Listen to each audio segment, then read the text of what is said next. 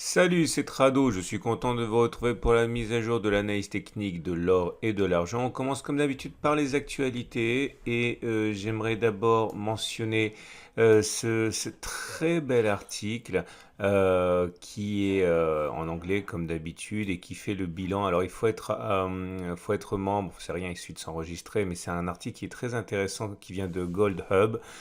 Et il reprend en gros tous les éléments qui déterminent actuellement le cours de l'or et sa poussée, notamment le fait que l'inflation est la grille de lecture essentielle du moment, hein, c'est-à-dire que les peurs inflationnistes ravivent la théorie et les faits, hein, qui sont que lorsque les périodes inflationnistes sont au rendez-vous, l'or explose.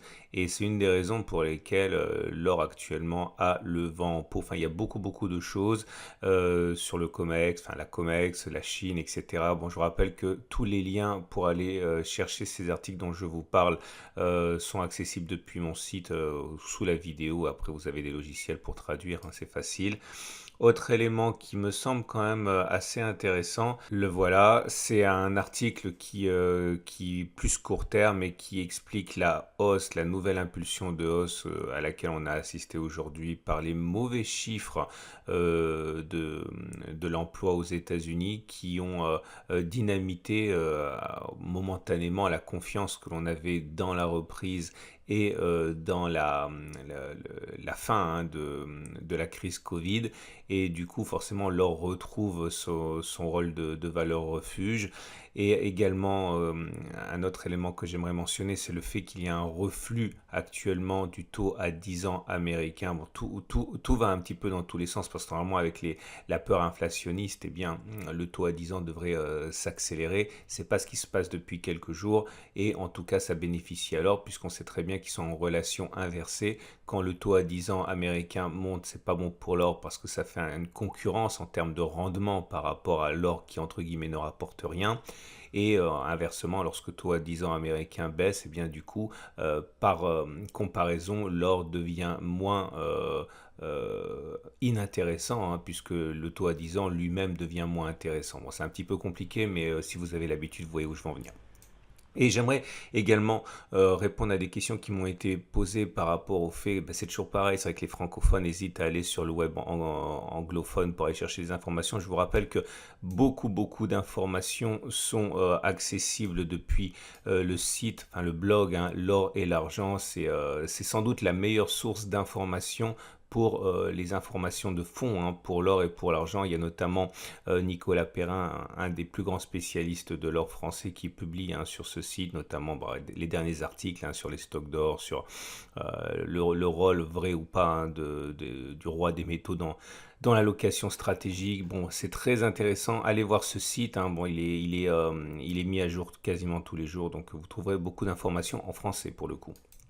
Et on revient au graphe et notamment l'or en euros, comme vous pouvez le voir.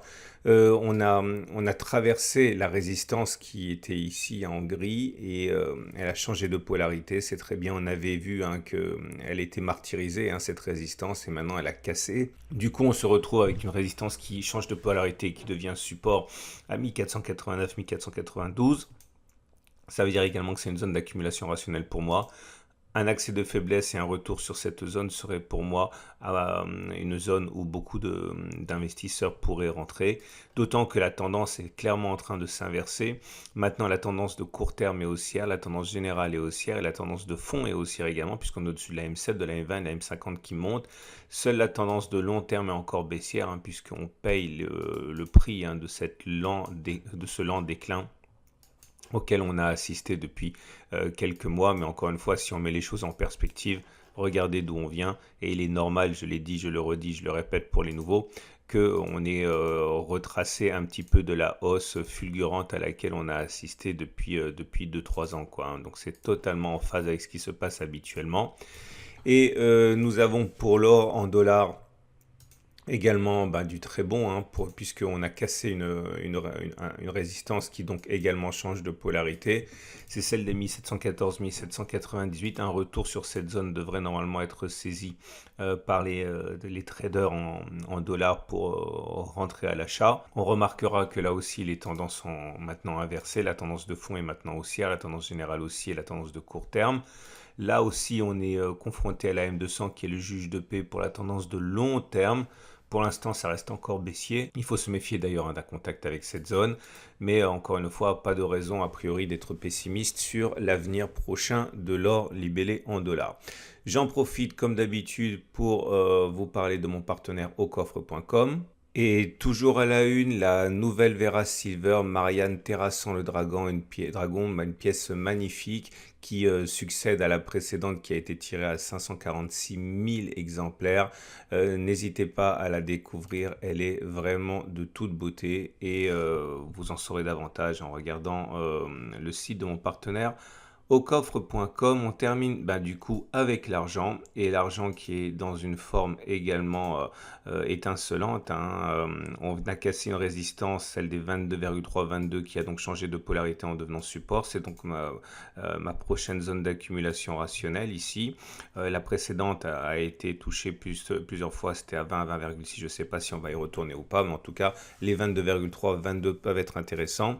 Là aussi, la tendance s'inverse. La tendance de court terme est haussière en au-dessus de la M7, la tendance générale est haussière en au-dessus de la M20, la tendance de fond est haussière en au-dessus de la M200 et la tendance de fond par contre est neutre puisqu'on est au-dessus de la M50 mais la M50 descend encore.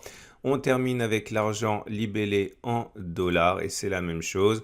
On a créé une zone d'accumulation rationnelle à 26,6, 26,4.